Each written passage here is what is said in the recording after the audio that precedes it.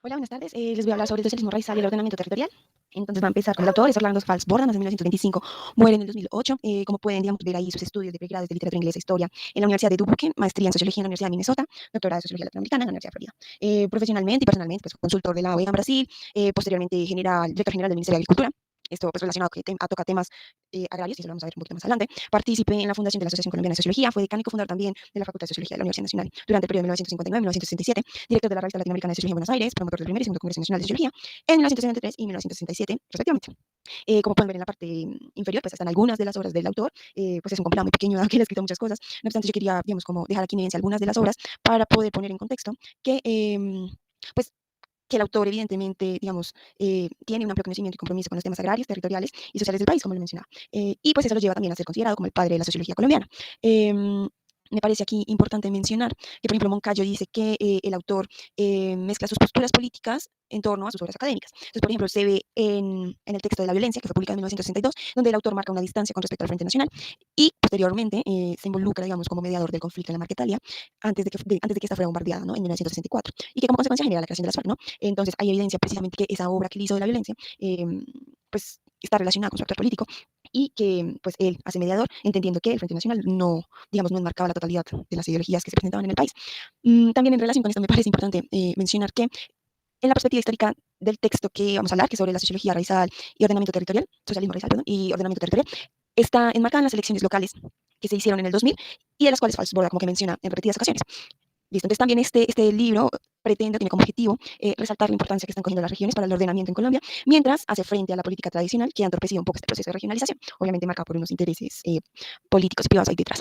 Entonces, voy a como a enfatizar sobre las ideas principales que se dan en la lectura. Digamos que son muchas en torno a la región, hacia las regiones y el ordenamiento territorial, pero yo quise como enmarcarlas o tratar de aglomerarlas en dos grandes ideas. La primera es el ordenamiento territorial exitoso. El autor menciona que es importante no acogerse a los límites territoriales impuestos, digamos, los que uno ve en un mapa, en las divisiones departamentales o regionales de Colombia, porque pues estos no están, digamos, computados de una forma muy autoritaria y como desde una jerarquía eh, pues que no corresponde necesariamente con las dinámicas que se están dando en el territorio. Es por eso que la delimitación, según el autor, pues debe ser consecuente a la realidad de los pueblos y en un ejercicio de autonomía. Digamos, se ejemplifica mejor esta disyuntiva entre los límites territoriales impuestos y los límites, pues digamos, que se deberían marcar de una forma más autónoma en dos ejemplos. Se mencionan bastantes, pero yo lo quise puntualizar en estos dos ejemplos. Putumayo y Caquetá. Entonces mencionaba que el río Caquetá es el que divide lo que es Putumayo y lo que es Caquetá, de acuerdo pues, al mapa que uno ve departamental de Colombia. ¿Qué pasa? Que pues este río en vez de ser una división era como una unión entre resguardos indígenas que se presentaban en esa zona. Entonces, que digamos ahí no hay una limitación que corresponda a esas dinámicas que se estaban dando de forma autónoma por los pueblos originarios.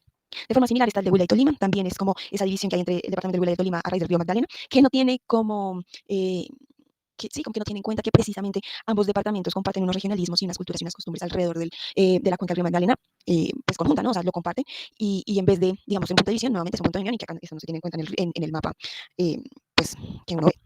Entonces, voy a proceder como a la segunda idea principal, que es que Falsborda como que postula que constitucionalmente el país debería establecerse como una república regional unificada.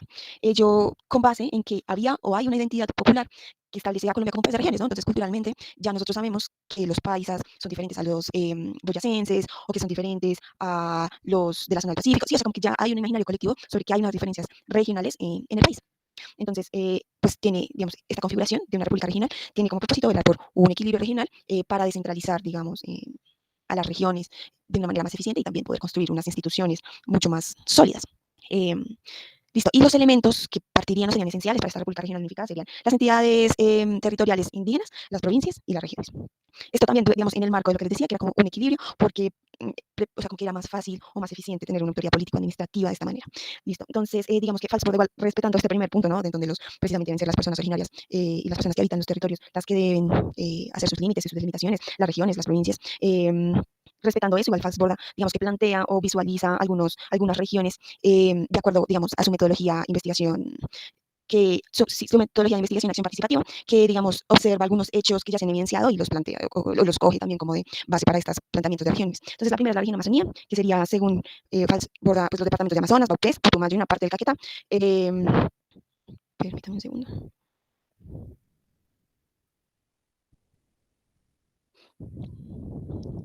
Listo, perdón. Sería pues precisamente, digamos, como estos departamentos, donde cada uno tendría también sus provincias, sus entidades territoriales indígenas, dado el fuerte, la cantidad de población originaria que todavía está presente en esta región o en estos departamentos. Otra región que analiza es la Alianza del Sur, que conforma los departamentos de Tolima, Huila, Nariño, Cauca, Caquetá y Putumayo, y esto se relaciona con que, como les mencionaba ahorita, habían habido unas elecciones locales en donde, pues digamos, en estos departamentos se habían escogido algo así como unos candidatos más independientes que dentro de sus propuestas ya habían mencionado una alianza regional con estos departamentos. Entonces se plantea y dice como, listo, ya se están dando, digamos, como vocerías a nivel local sobre establecer regiones, pues aprovechémoslas y potencialicémoslas. Luego está la región Caribe está marcada por muchos movimientos, digamos, se menciona que todavía hay un proceso de consolidación que se debe como mirar de forma territorial, porque, digamos, por la incorporación de San Andrés, provincia y Santa Catalina, se plantean de varias maneras, todavía es inconclusa, no se sabe si de una forma de provincia o si precisamente estos tres municipios como que hagan un departamento o cómo podría ser como una mejor, sí, como una mejor opción para San Andrés, provincia y Santa Catalina. O si por el contrario, en esos mismos movimientos se debería hacer una subdivisión de la región Caribe, por ejemplo, en algo que llamo región Río Grande, que incorpora el Magdalena, el Bolívar y una parte del Cesar. Entonces se menciona que la región Caribe todavía está en un proceso de, pues, de mirar culturalmente y socialmente, pues, qué sería lo mejor para esta región. Luego está la región andina, que propone de ser un conglomerado de Bogotá, Cundinamarca, Boyacá, Santander y partes del Casanare, identificando también que se deben plantear estrategias en donde Bogotá no sea como un centro de absorción, sino que se intente precisamente hacer unas dinámicas que le permitan a estos otros departamentos mostrar también sus intereses autónomos. Entonces, para esto es importante, digamos, como conceptualizar un poco más algunas cosas. Entonces, primero, empezar con la región. Desde un nivel constitucional, pues viene siendo como la unión de dos o más departamentos. No obstante, Falsborda también como que precisa más este concepto y dice que se construyen a partir de la identidad cultural e histórica que determinan finalmente formas de vida, pensamientos y prácticas colectivas que están en interacción con un medio ambiente. Él dice que no es solo, digamos, unir por unir dos departamentos, sino que tiene que tener unas raíces que permitan que esa consolidación sí sea como fructífera. Para la provincia pasa similar, también debe haber una identidad, una identidad cultural histórica, pero está enmarcada a nivel constitucional como unión de municipios, a diferencia de la región, que es de departamentos. Listo. Es también importante hablar sobre ya que son los regionalismos y Falsborda lo determina como las culturas que sirven a las regiones como soporte de identidad. Entonces, es justo eso, como ese conglomerado de costumbres, culturas que hacen que haya una apropiación sobre ese territorio. Y finalmente también se abarca sobre la ciencia propia, teniendo en cuenta que para consolidar ese proyecto que tiene de región, de República Regional Unitaria, pues se debe también promulgar por una ciencia propia, entendiendo ciencia propia como un conocimiento autóctono de los territorios a través, digamos, hacerse inmersivo en la realidad del trópico, que es pues en donde nosotros nos ubicamos. Entonces aquí también él es un poco va un poco en contra de incorporar los saberes que se producen en otras partes del mundo, sobre todo, digamos, Europa, Norteamérica, por la influencia que tienen sobre nuestro país, porque dicen que esas ciencias y esos instrumentos que se construyen, pues están elaborados a partir de las lógicas de esos países y no corresponden a la realidad fáctica de lo que nosotros somos. Sí. Bueno, entonces ya ahí con eso uno puede entender mejor qué es como lo que quiere plasmar el autor. Y entonces en las conclusiones vemos que Falsborda resalta la relevancia de las regiones como una herramienta para disminuir la descentralización, mejorar la institucionalidad y pues que esto responde, digamos, como el concepto propio de ordenamiento territorial, ¿no? Equilibrar, pero desde una perspectiva de las capacidades y necesidades de las poblaciones autónomamente. Esto es importante, ya les voy a mencionar por qué. Luego también como reflexión ya está que los territorios y sus respectivas delimitaciones son entidades dinámicas que también se mueven, digamos, a partir de los pobladores y del entorno natural que se dé. Entonces es una dinámica de mucho cambio.